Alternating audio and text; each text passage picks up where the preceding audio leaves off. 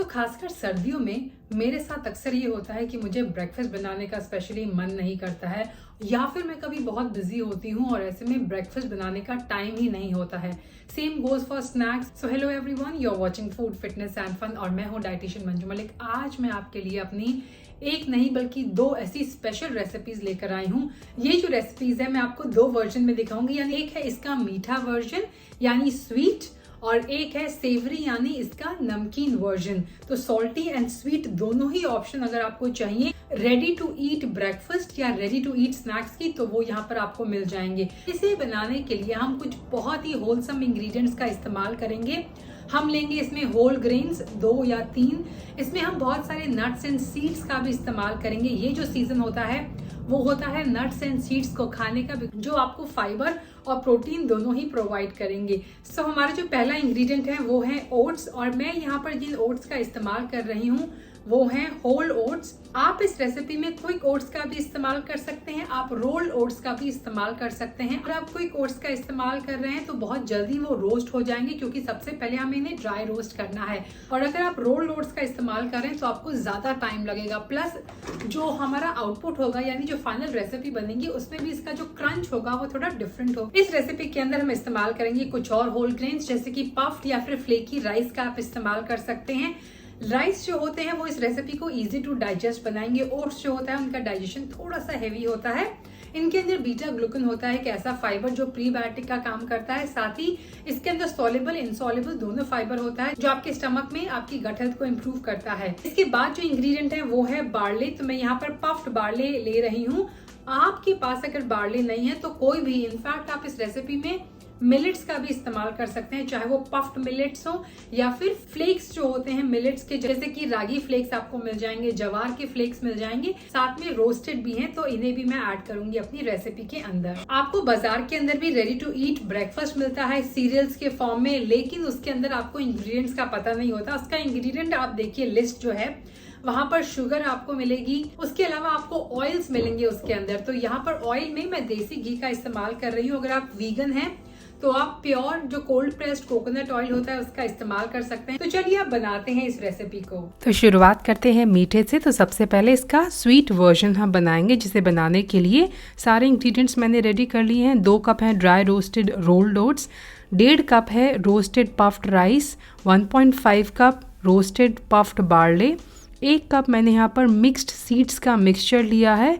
ये roasted seeds हैं जो मार्केट में मिल रहे थे और मैं ले आई। मेक श्योर कि ये प्लेन हो, इनमें कोई भी सॉल्ट या शुगर या ऑयल एडेड ना हो।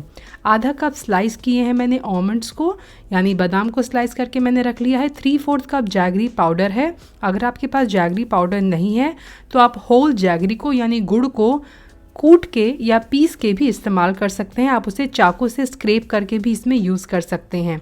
3/4 कप मैंने डेसिकेटेड कोकोनट लिया है।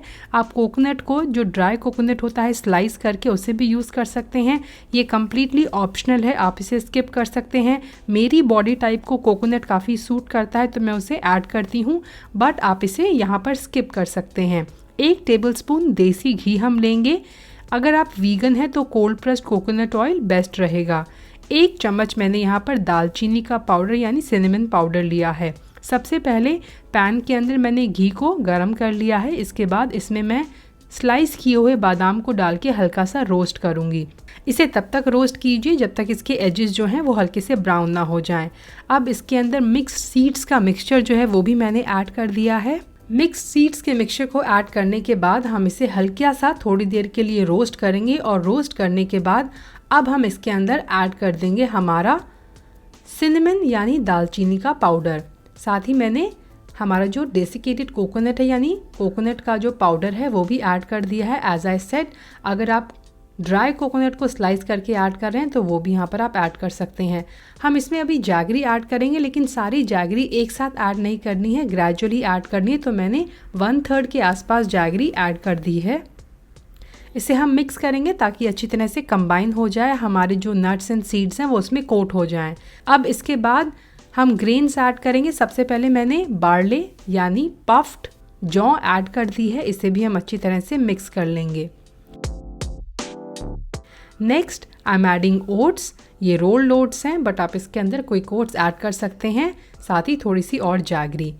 जो ओट्स हैं, अगर आप क्विक ओट्स ऐड कर रहे हैं तो ओट्स को आप थोड़ा सा छान लें ताकि जो क्विक ओट्स में चूरा सा होता है, जो पाउडर जैसा होता है, वो निकल जाए और आपका जो टेक्सचर है वो ज़्यादा अच्छी तरह से आए। होल ओट्स अगर आपके पास हैं तो वो भी आप ऐड कर सकते हैं। मैंने यहाँ पर पफ्ड राइस भी ऐड कर दिया है, जिसे हिंदी में मुरमुरा भी कहते हैं, इसे भी हम ऐड कर देंगे। और अब अच्छी तरह से सारी चीज़ों को हम कंबाइन कर लेंगे। सारे इंग्रेडिएंट्स ऐड करने के बाद मैंने गैस को बंद कर लिया है और इसे अब मैं नीचे से अच्छी तरह से मिक्स कर रही हूँ। जैगरी जो पाउडर है वो नीचे स्टिक होने के चांसेस हैं, तो आप इसे जल्दी से और अच्छी तरह से मिक्स करें। तब तक इसे चलाते रहें जब तक आपका पैन बिल्कुल ठंडा ना हो जाए। अब सॉल्टी वर्जन के लिए मैं यहाँ पर सबसे पहले तैयार कर रही हूँ हमारा स्पाइस मिक्स।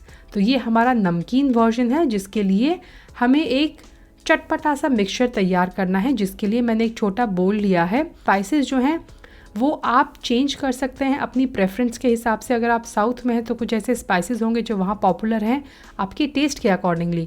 नमक यहाँ पर सब लेंगे क्योंकि नमक से ही मेन सीजनिंग होती है।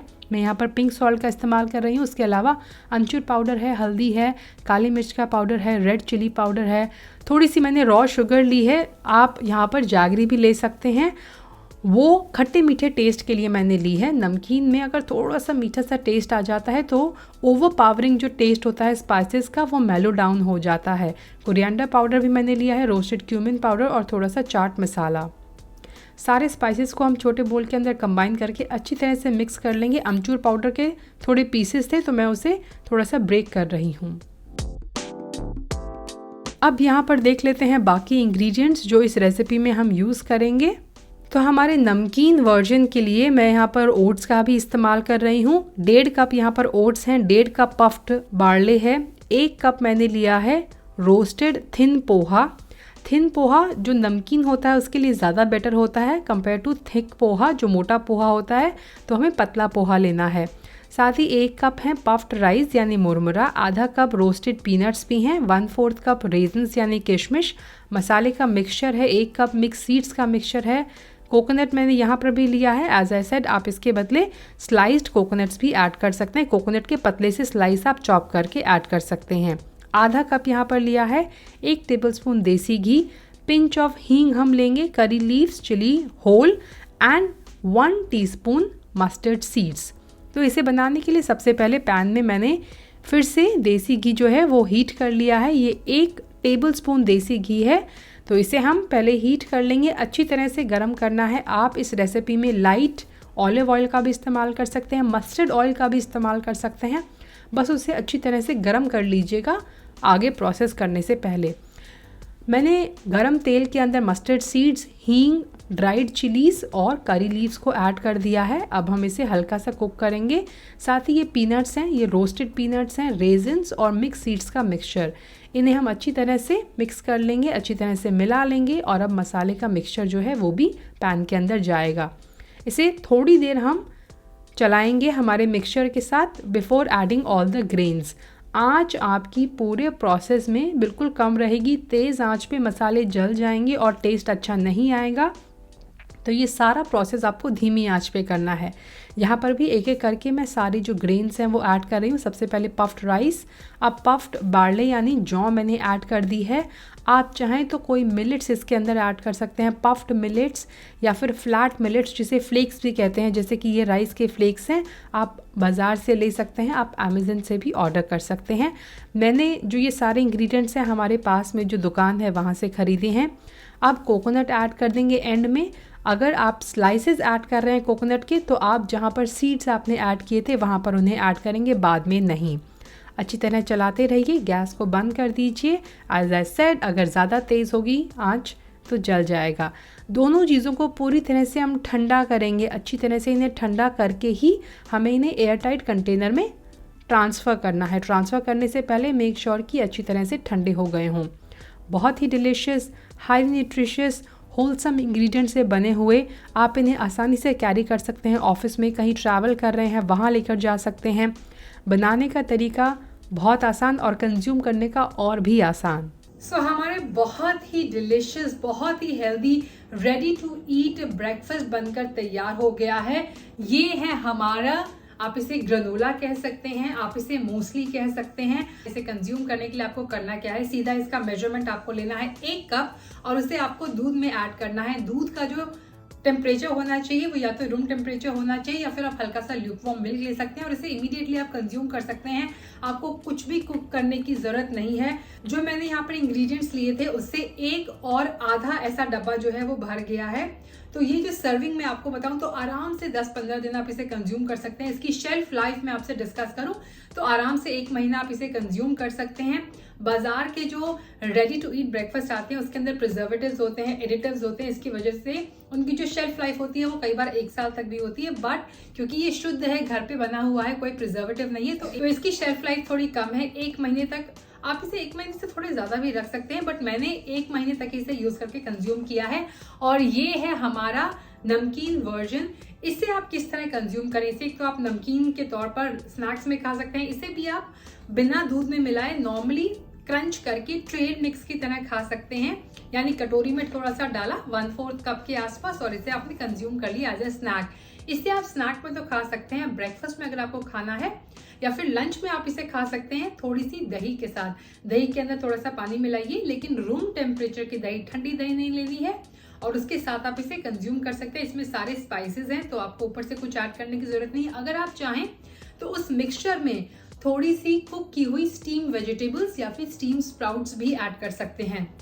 इसमें आप चाहें तो ब्रेकफास्ट में जब आप इसे खाएं तो इसके अंदर एक बनाना कट करके ऐड कर सकते हैं और ज्यादा फिलिंग हो जाएगा। तो ये दोनों ही रेसिपीज आप जरूर ट्राई कीजिए and do share your feedback in the comment box.